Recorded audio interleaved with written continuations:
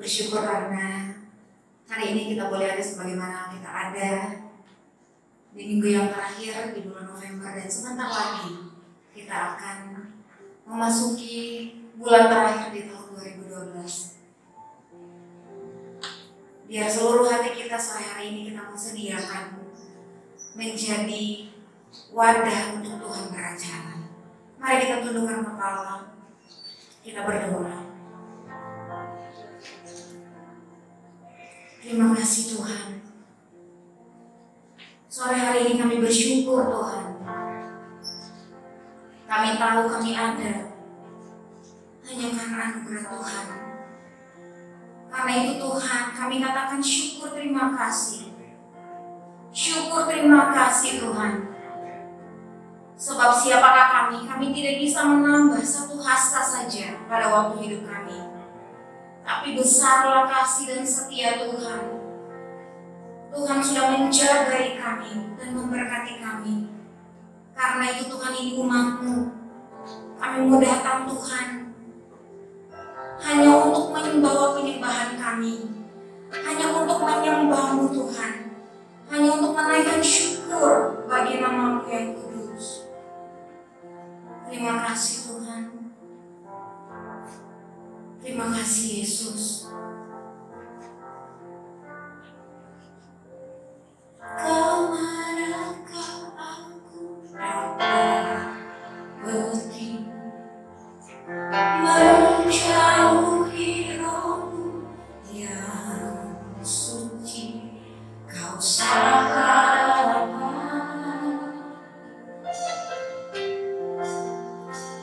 dan Kau dekat.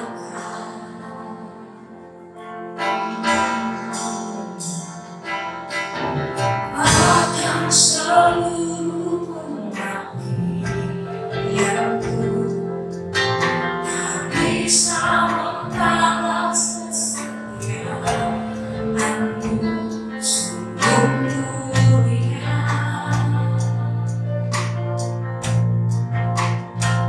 Dan berharga, sungguh besar pengorbanan-Mu bagiku. Terlalu dalam untuk dimengerti, sungguh besar, sungguh indah yang Kau pikirkan tentangku. Ada selagi bagiku, sungguh indah.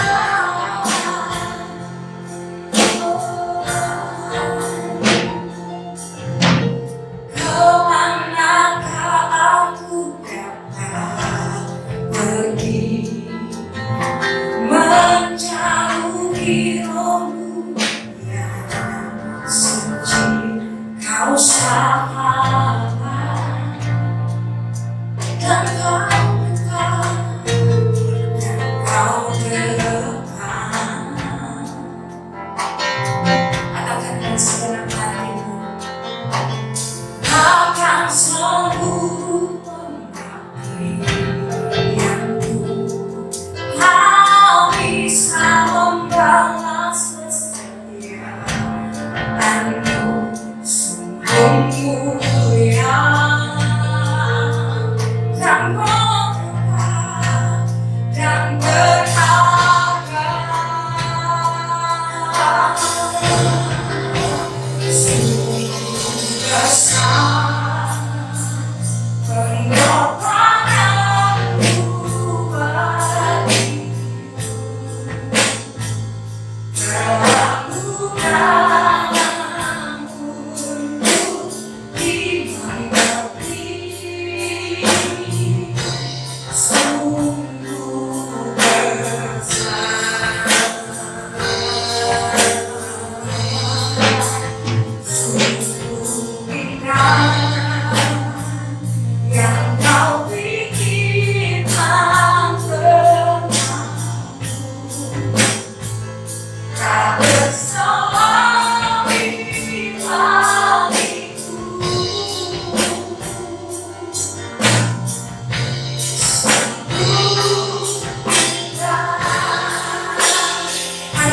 lagi hari yang bisa yang terbaik bagi Tuhan karena kemana-mana. Kemana aku pergi, menjauhi rohmu yang suci, bersamamu. Katakan Tuhan, Engkau yang merdeka, Engkau dekat.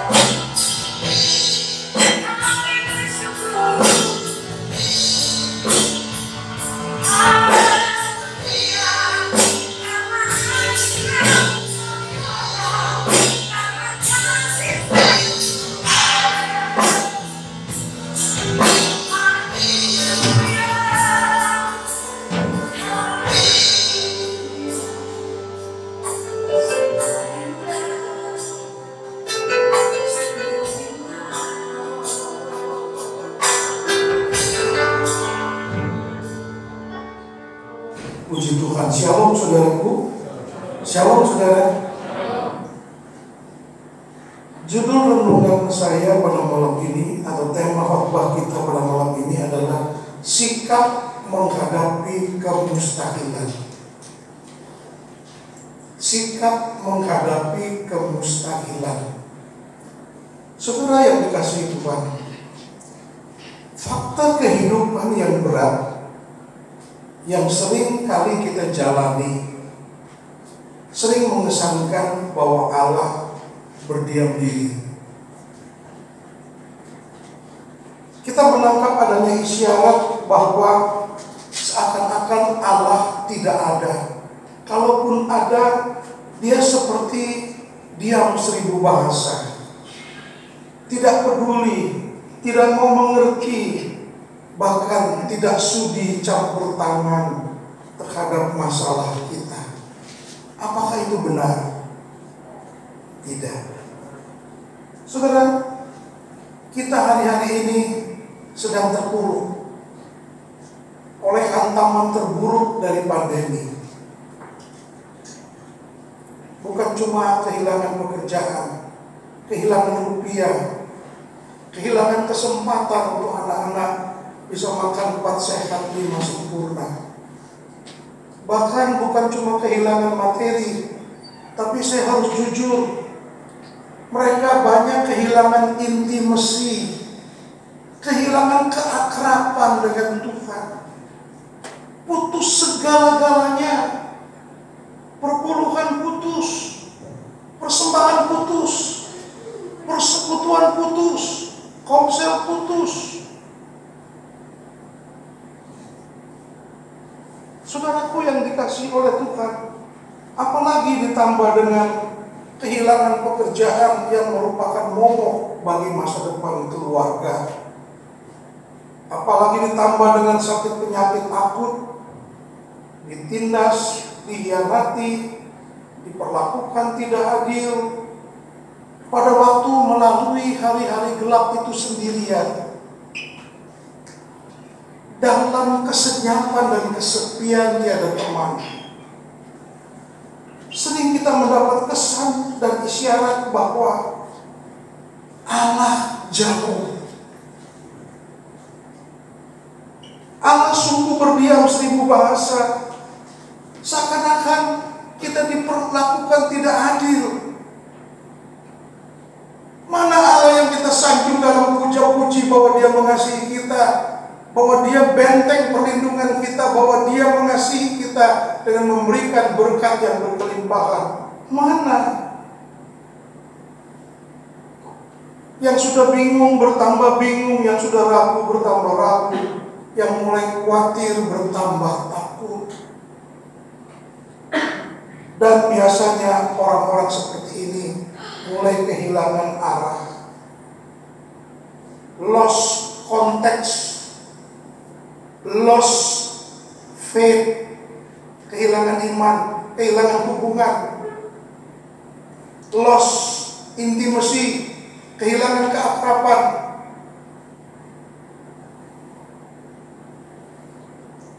Dan kehilangan banyak hal yang baik.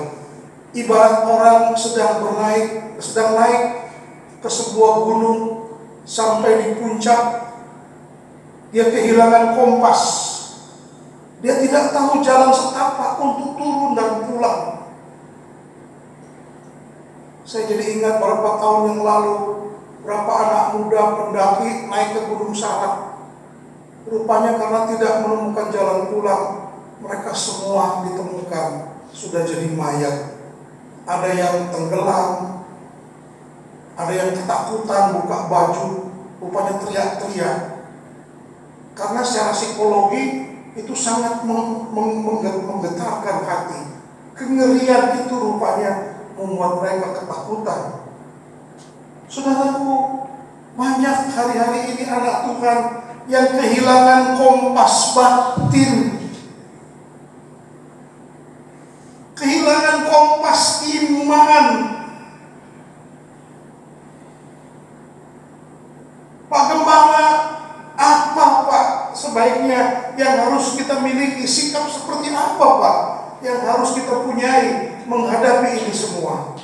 Karena itu saya mau angkat satu kasus dari Bilangan 13. Ini ayat panjang sekali sampai ke 14, tapi kita nggak baca semua. Saya harap saudara baca di rumah. Saya ingin petikan beberapa ayat saja. Mari saudara Rahyumi, Bilangan 13.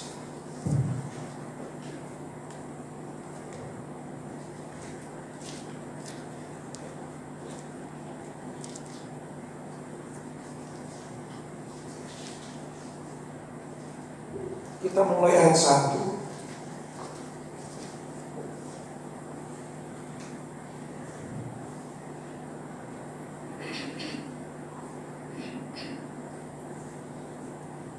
Tuhan berfirman kepada Musa, "Suruhlah beberapa orang mengintai tanah Kanaan yang akan kuberikan kepada orang Israel. Dari setiap suku nenek moyang mereka haruslah kau suruh seorang, semuanya pemimpin-pemimpin di antara mereka." Lalu Musa menyuruh mereka dari padang gurun Paran, sesuai dengan titah Tuhan. Semua orang itu adalah kepala-kepala di antara orang Israel. Cukup, kita lompat.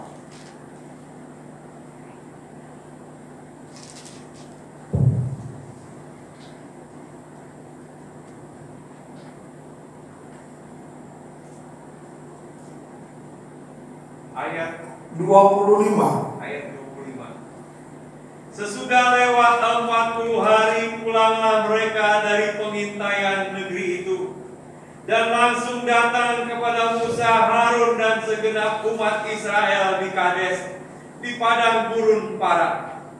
Mereka membawa pulang kabar kepada keduanya dan kepada segenap umat itu, dan memperlihatkan kepada sekaliannya hasil negeri itu. Mereka menceritakan kepadanya, "Kami sudah masuk ke negeri kemana kau suruh kami, dan memang negeri itu berlimpah-limpah susu dan madunya. Dan inilah hasilnya. Hanya bangsa yang diam di negeri itu kuat-kuat, dan kota-kotanya berkubu dan sangat besar. Juga keturunan Enak telah kami lihat di sana." Keturunan raksasa. Kota itu berbenteng. Jadi keturunan raksasa, bukan raksasa ya. Terus orang Amalek diam di tanah Negeb, orang Het, orang Yebus dan orang Amori diam di pegunungan. Orang Kanaan diam sepanjang laut dan sepanjang tepi sungai Yordan.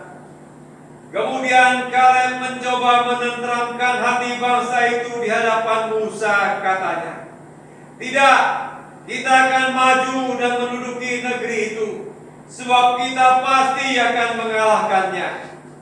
Tetapi orang-orang yang pergi ke sana bersama-sama dengan dia berkata, "Kita tidak dapat maju menyerang bangsa itu, karena mereka lebih kuat daripada kita." Juga mereka menyampaikan kepada orang Israel kabar busuk tentang negeri yang diintai mereka dengan berkata, "Negeri yang telah kami lalui untuk diintai adalah suatu negeri yang memakan penduduknya. penduduknya kanibal, makan orang.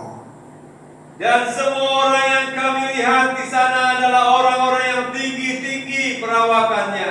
Ya, ini kabar busuk ya, jangan lupa. Kabar busuk. Fakta bukan? Halo, fakta bukan? Kan? Ya, terus? Juga kami lihat di sana orang-orang raksasa. Ibu bukan? Keturunan raksasa sama dengan raksasa bukan? Nah, dilebih-lebihkan masalahnya. Ya, dilebih-lebihkan. Terus? Orang Enak yang berasal dari orang-orang raksasa. Dan kami lihat diri kami seperti belalang, dan demikian juga mereka terhadap kami. Ya, diri kami seperti belalang, kecil sekali. Mereka raksasa, dipenuhi dengan benteng. Saudara, sikap apa? Ini fakta. Yang pertama, peganglah janji Tuhan. Amin. Amin. Orang yang memegang janji Tuhan gak akan terkalahkan.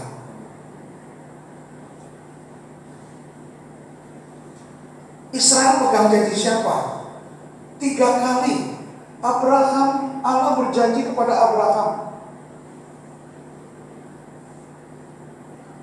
Allah berjanji kepada Ishak. Allah berjanji kepada Yakub. Masuki tanah Kanaan, kuberikan padamu dan keturunanmu. Hai Ishak, akan kuberikan tanah Kanaan dan juga kepada keturunanmu. Hai Yakub, kuberikan tanah Kanaan juga kepada keturunanmu. Periksa di rumah. Dan itu diulang. Saudara yang dikasihi Tuhan, ketika kita menghadapi kemustahilan, hadapilah dengan mempercayai, memunculkan, mengulangi, memperkatakan janji Tuhan. Katakan amin. Roma 4 ayat 21. Roma 4 ayat 21.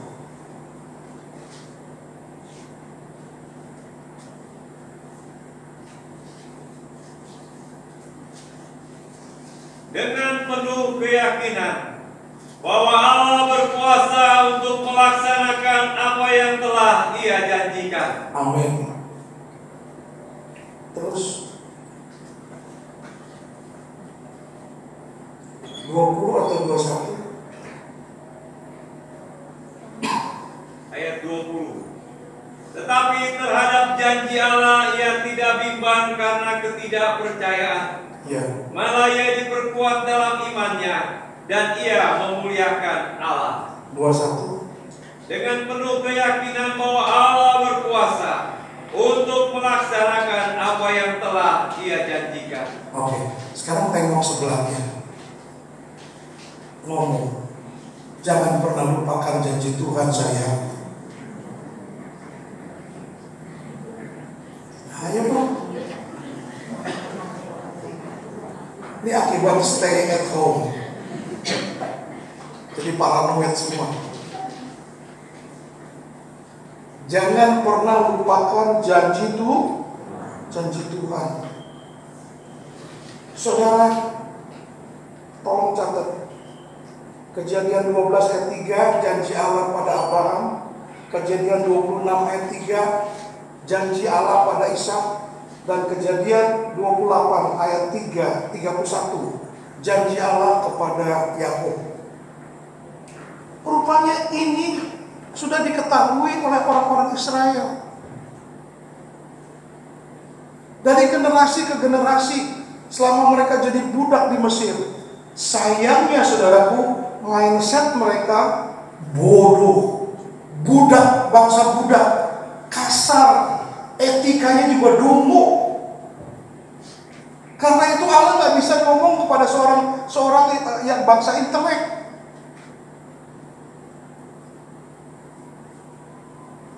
Dia mau mengatakan jangan makan darah, di dalam darah itu ada kuman, mesti pakai bahasa agama, haram. Duduki bekas wanita mens, haram. Saking dungunya bangsa itu karena diperbudak 430 tahun.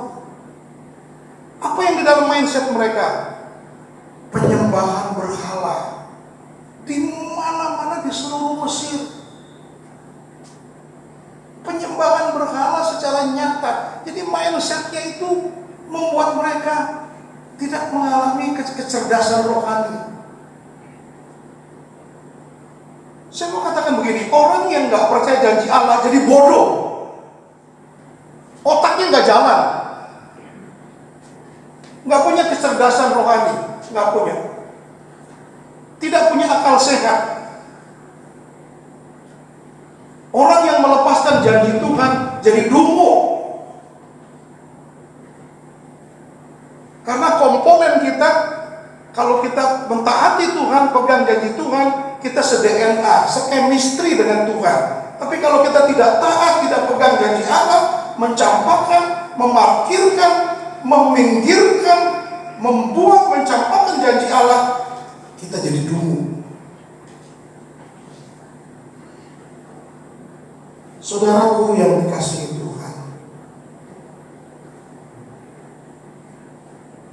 mereka jadi bangsa yang sangat kerdil, picik, bodoh, karena mereka cuma lihat penyembahan berhala ada di seluruh negeri Mesir.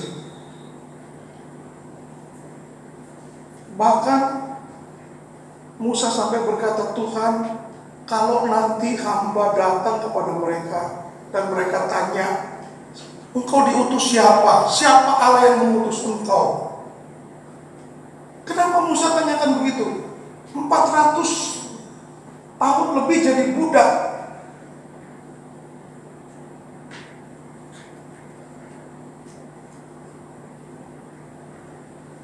Sosok Allah mereka lupa. Mereka lupa siapa yang mereka sembah.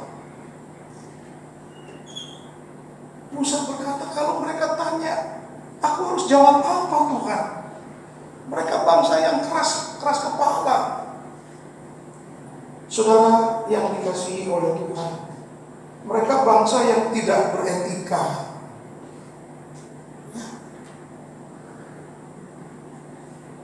Itu sebabnya ketika saya naik bis ber-AC dari Mesir ke Israel, dari Mesir ke Kanaan, 10 jam tembus. Ya, berhenti di padang pasir, di Rafidim berhenti, lalu di Sinai berhenti, terus masuk sampai Kanaan. 10 jam tembus. Mereka berjalan 40 tahun karena keras tengkuk. Sudah sampai Kades Barnea, menghujat Tuhan, bersungut-sungut, menyalahi Musa dengan berkata, mari kita cari pemimpin lain, biar dia memimpin kita kembali ke Mesir. Emangnya di Mesir kurang kuburan? Kita mau dikubur hidup-hidup di sini. Keterlaluan licik bangsa budak ini. Saudara jangan dengar baik-baik. Kalau saudara terbiasa dipasangi mindset oleh roh dunia ini, Anda nggak bisa pegang janji Tuhan. Ya. Sebab begitu 12 pengintai ini datang, terbelah dua. 10 orang membawa kabar busuk. 2 orang, Yosua dan Kaleb, membawa kabar fakta apa adanya. Sekaligus mereka memberikan support, memberikan motivasi. Saudara coba perhatikan, kita nggak perlu baca terlalu banyak. Saudara yang dikasihi Tuhan. Jadi begitu laporan itu diperdengarkan oleh Musa, mereka pulang, reaksinya terbelah dua. Kata kelompok pertama, Yusuf dan Kaleb, mari kita duduki, pasti kita menang. Memang ada keturunan enak, keturunan orang raksasa, ya. Tetapi walaupun mereka punya kota berbenteng, negeri itu luar biasa baiknya. Negeri itu limpah dengan susu dan madu. Dan mereka melanjutkan, jangan memberontak kepada Tuhan. Jangan takut. Kita pasti akan telan habis. Karena yang melindungi mereka telah meninggalkan mereka. Sedangkan Tuhan berperang ganti kita. Yang kedua, berpikirlah serba mungkin. Yang pertama, pegang janji Tuhan. Yang kedua, berpikir serba mungkin. Lukas 1:37 kita baca. Lukas 1:37. Berpikirlah serba mungkin. Jangan kau kembangkan yang negatif. Jangan kau membesar-besarkan masalah. Ingat, kalau saudara tidak pegang janji Tuhan dan mentaati janji Tuhan, kita akan dungu otak kita.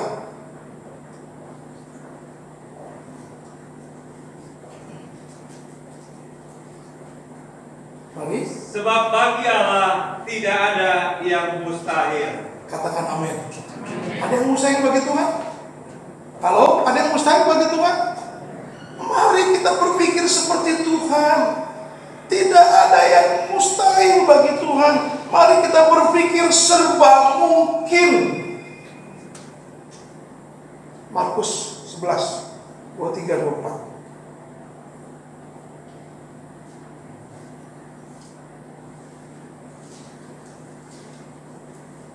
Aku berkata kepadamu, sesungguhnya barang siapa berkata kepada gunung ini, beranjaklah dan tercampaklah ke dalam laut, asal tidak bimbang hatinya tetapi percaya bahwa apa yang dikatakannya itu akan terjadi, maka hal itu akan terjadi baginya. Hal itu akan terjadi.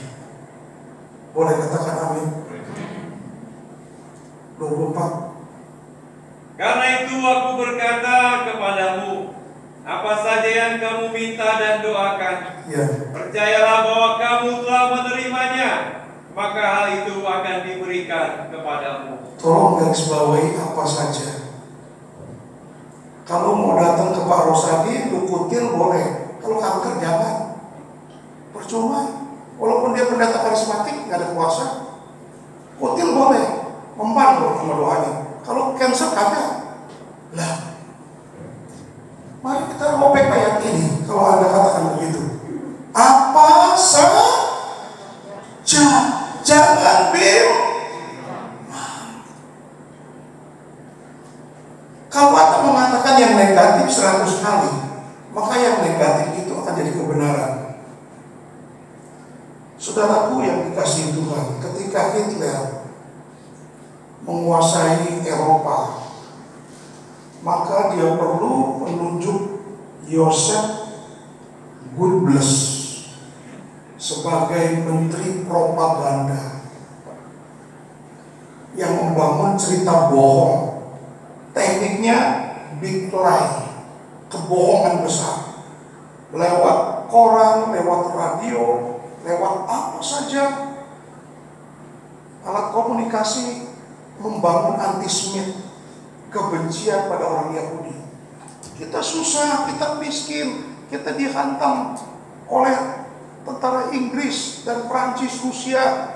Kita karena dikutuk oleh bangsa Israel.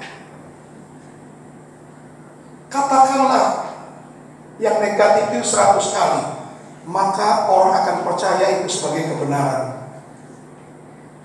Akhirnya begitu Hitler bunuh diri, Yosef pun bunuh diri. Tinggal berapa kilo lagi Moskow jatuh, tapi mereka terjerat oleh hawa dingin, hancur lebur. Saudaraku, jangan pernah mengulangi kebohongan.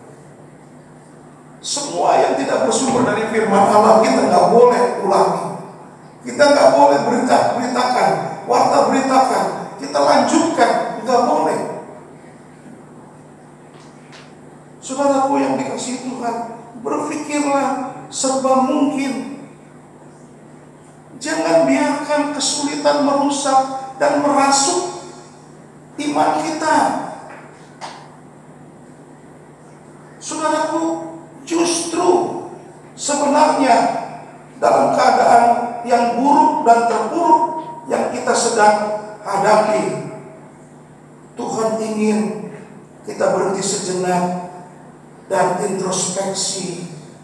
Kita melakukan pembelajaran untuk mengerti jalan Tuhan. Apa rencana-rencana Tuhan yang tersembunyi? Apa yang masih menjadi misteri bagi kita? Memang tidak ada yang mudah dan tidak sederhana, sulit dijajaki dan sulit dilangkahi. Tapi pastikan Anda yakin bahwa Tuhan sangat mengasihi saudara. Amin. Kendati seakan-akan dia membisu 1000 bahasa, dia tetap ada di sana. Kalau satu hari sepanjang hari gelap gulita, halilintar sabar menyambar, hujan gak turun-turun gelap gulita, Anda percaya gak sang mentari masih terbit di ufuk timur dan tenggelam di ufuk barat? Tuhan setia kendati kita tidak setia. Amin. Karena itu mari berpikir serba mungkin. Tidak bimbang lawan kemustahilan dengan iman kita. Lawan kemustahilan dengan mengedepankan janji Tuhan. Allah berkata kepada Yosua, perjalananmu akan beruntung dan engkau akan berhasil. Jangan pernah kau lupa memperkatakan firman. Saya berpikir dulu memperkatakan firman, mengatakan ayat-ayat itu, gak taunya enggak. Itu peta yang dia mesti katakan, ulangi lagi, peta yang Tuhan mau berikan untuk Yosua dan orang Israel. Peta itu dari tanah utara, tempat salju abadi di Gunung Hermon, sampai tanah Negev, bahkan sampai Elat. Dari laut sebelah barat Mediteran sampai Laut Mati. Diulangi. Artinya Yosua hanya akan beruntung dan berhasil kalau dia mengulangi janji Tuhan. Amin. Halo.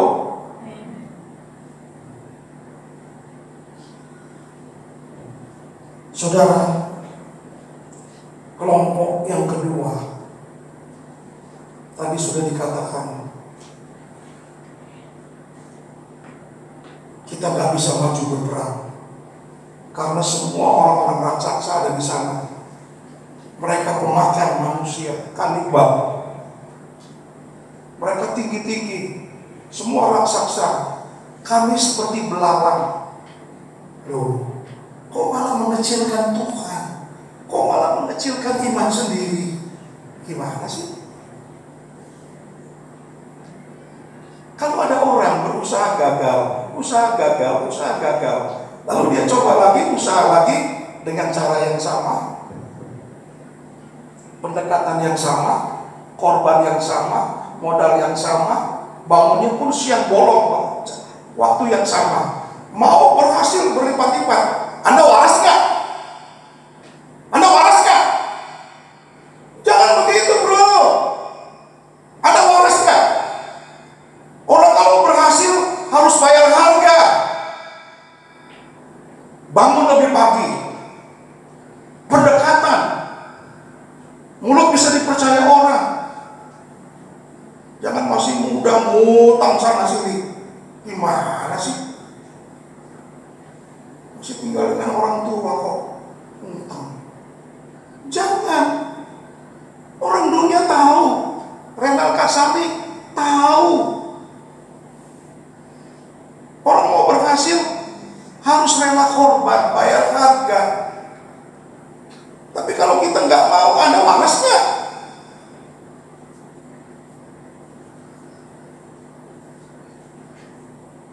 Bukan sampai hanya sampai di situ. Bangsa itu menangis meraung-raung sebelum Yosua dan Kaleb menyelesaikan ceritanya. Menangis meraung-raung sepanjang malam, bersungut-sungut, menyalahkan Tuhan, menyumpahi diri sendiri, lebih baik kita mati tadinya di Mesir. Gimana sih? Mereka mengusulkan supaya mereka berembuk mencari pengganti Musa.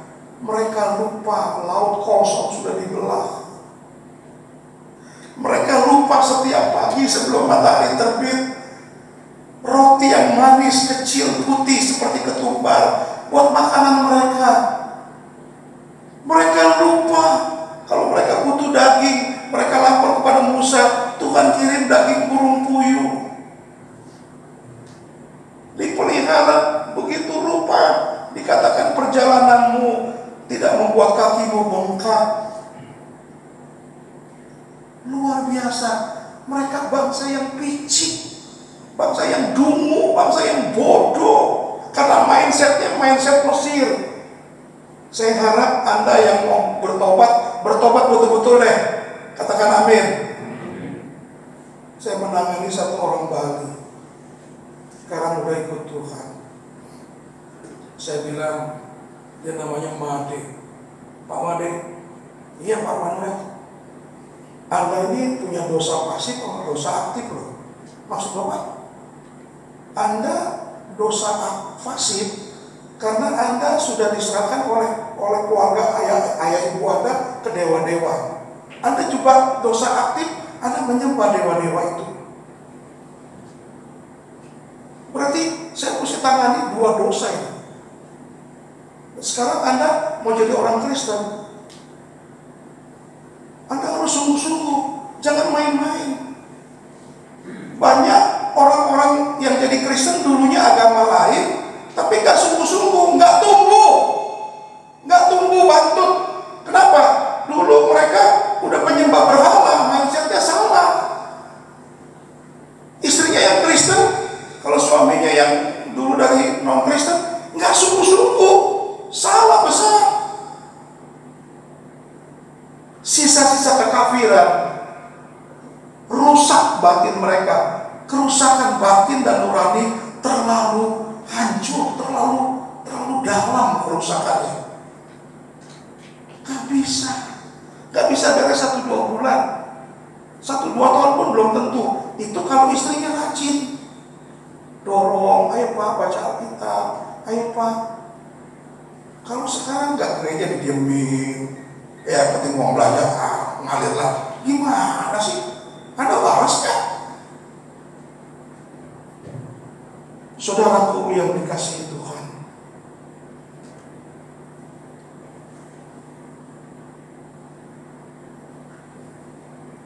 tapi sebenarnya justru melalui keadaan buruk yang memahitkan hidup kita, kalau kita tetap mengasihi Tuhan di tengah-tengah kondisi yang seolah-olah bagaikan Allah membisu, diam 1000 bahasa, Allah mengesankan gak peduli kita, sebenarnya Allah sedang membuka pintu.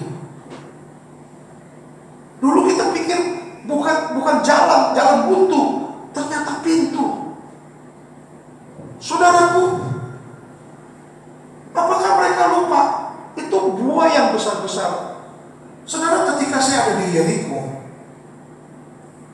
saya belum pernah melihat semangka sebesar itu. Besar sekali. Itu pedagang Arab Kristen ada di situ, tidak jauh dari Masjid Yasser Arafat. Itu ada mata air yang dulu membuat wanita keguguran bayi diberi garam ya oleh Elia ya. Nah itu sampai sekarang masih ngalir karena airnya limpah, buahnya hebat sekali. Kalau saya kesana gue dikenalin, Abuna bahasa Arab artinya bapak ya. Dikasih gratisan. Apa sih yang saya mau ngomong? Saudaraku, justru di tengah-tengah kondisi yang berat sekalipun, kita akan melihat jalan Tuhan, pintu yang terbuka.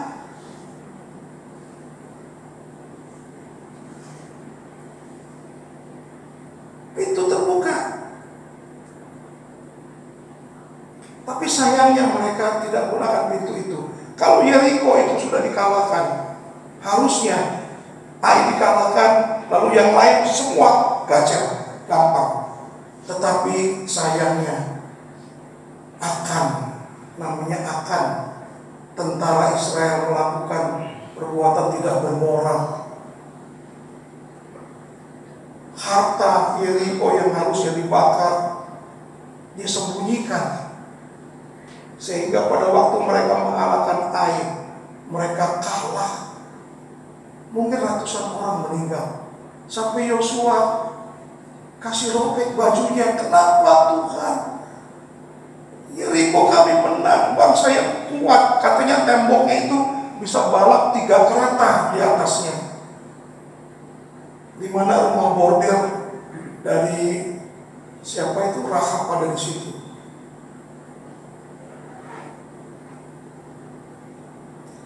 Saudara, lembah Akor itu agak nekuk ke bawah. Itu tempat timbunan puing. Si Akan, tentara Akan dan keluarganya dibakar hidup-hidup.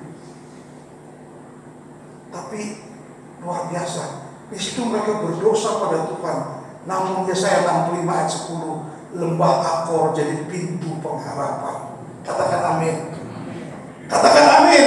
Seperti apapun kesalahan kita dulu, Allah mau pulihkan kita. Allah mau sucikan kita. Lembah kematian, lembah tempat mayat dibakar, lembah masalah Akor menjadi pintu pengharapan. Yesaya 65 ayat 10. Bahkan Hosea pasal 2 juga mengatakan, disitulah hewan ternak beristirahat, ada damai sejahtera. Puji Tuhan, puji Tuhan. Saudara, jadi tadi saya cerita Yeriko, begitu besar buah-buahnya. Kalau mata-mata ini bisa bawa buah sampai di Musa, itu mujizat bukan? Halo? Dia mata-mata, dia bisa bawa buah. Itu mujizat buat saya. Bisa keluar melenggang kangkung. Buah-buah yang terbaik, buah-buah yang bagus sekali. Delima $10, besar di jus 1 gelas. Waduh, nikmatnya. Jangan ngeces ya. Luar biasa. Aduh, saudara, justru Tuhan ingin buka pintu. Oleh karena itu yang ketiga, sikap kita yang ketiga, biarlah kita menghitung, mengingat, menimbang-nimbang, kumpulkan bukti-bukti bahwa Allah sudah menyatakan cintanya buat kita. Katakan amin. Jangan lupakan berkat Tuhan, jangan kecilkan pertolongannya. Jangan. Buah itu bukti bisa dibawa keluar dengan lenggang kangkung, tidak ditangkap, tidak dibunuh. Luar biasa itu.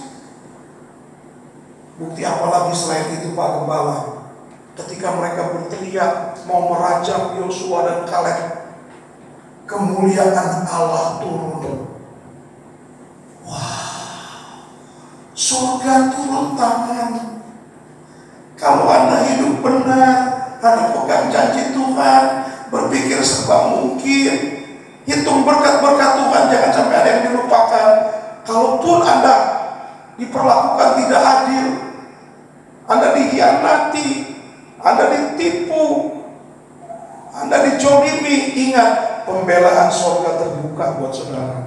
Katakan amin. Kemuliaan Allah turun. Itu persis seperti kemuliaan Allah di Shekinah Glory. Waktu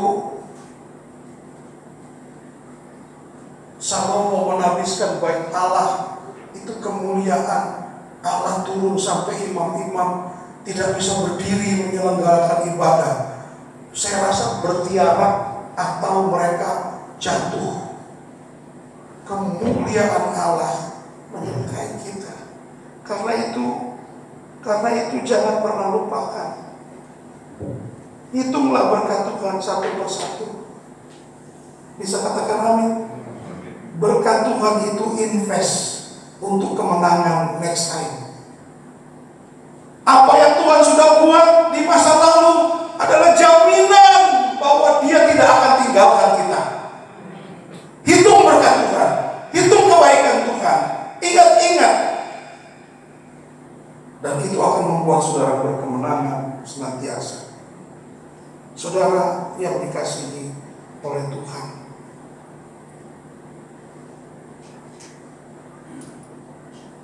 kalau Anda berkata, Om, Pak Gembala, tapi yang begini Saya belum pernah ngalamin, Om.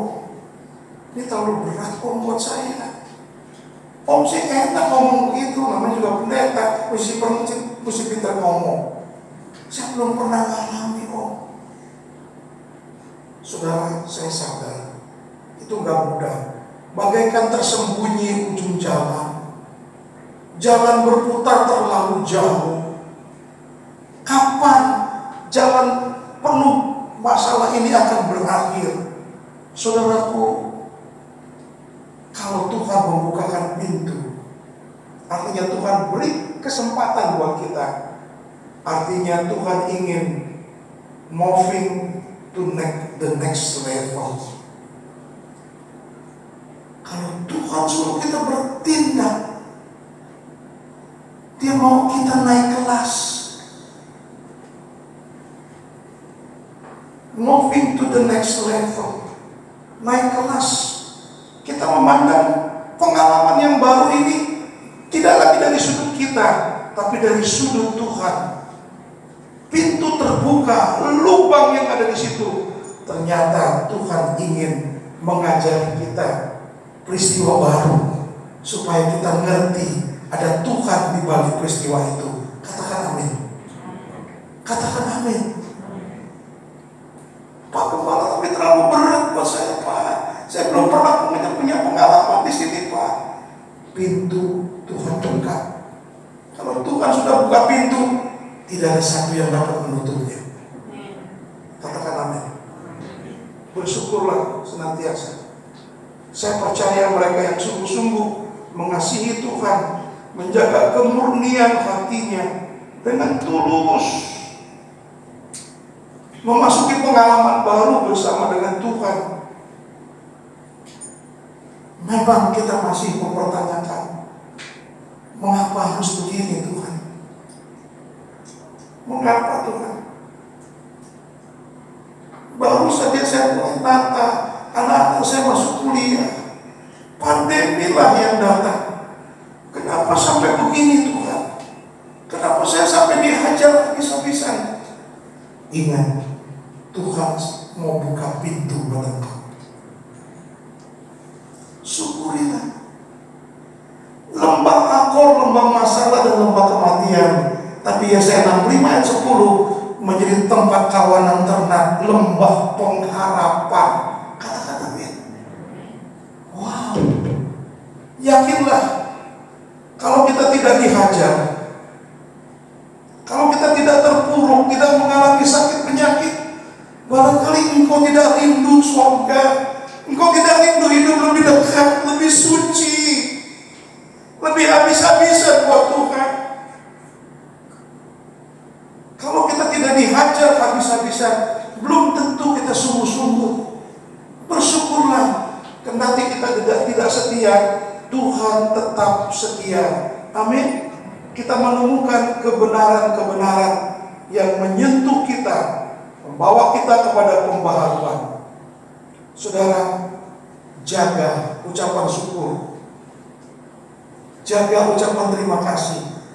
Kalau Anda bisa hidup sampai hari ini, itu kesempatan adalah anugerah. Katakan amin. Anugerah yang besar. Melalui anugerah itu, kita makin diberi kerinduan untuk pulang ke surga. Hidup, perjalanan kita ke surga sebetulnya hidup mengalami perubahan dan pembaharuan. Kalau kita masih diberi hidup, biarlah kita terus berbuah bagi Tuhan. Saudara, yang keempat, yang pertama, peganglah janji Tuhan. Yang kedua, apa? Halo? Berpikirlah serba mungkin. Yang ketiga, itu ingat-ingat ya kebaikan Tuhan, pengalaman bukti-bukti Tuhan mengasihi kita. Yang keempat sekarang, bertindaklah. Bertindaklah. Puji Tuhan. Puji Tuhan, saudara.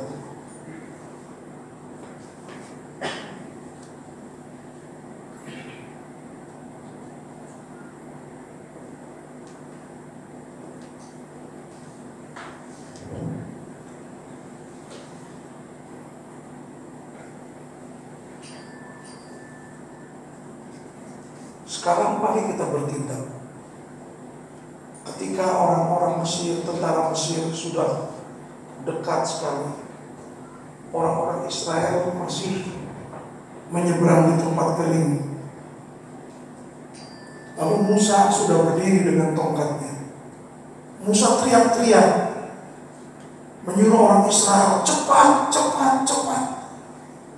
Tentara Mesir sudah sampai di tempat. Lalu Tuhan berkata, nanti periksa di kitab Keluaran, Musa, jangan kau teriak-teriak. Segera bertindak. Tunjukkan tongkat yang ada padamu, biar air itu menyapu kembali. Ada waktu kita menangis, ada waktu puasa, ada waktu berdoa. Tapi banyak anak-anak Tuhan gak berani bertindak. Iman saya kecil, Pak. Saya takut, Pak. Lakukanlah yang jadi bagian kita. Sisanya Tuhan akan turun tangan. Katakan amin. Bertindaklah. Keadaan saudara hari ini adalah anugerah Tuhan. Jangan saudara menoleh kembali, mengulangi kesalahan-kesalahan di masa lalu. Kalau kita pernah jatuh dalam dosa kecemaran, jangan diulang lagi. Jangan diulang lagi. Biarlah keberadaan kita terima sebagai anugerah Tuhan.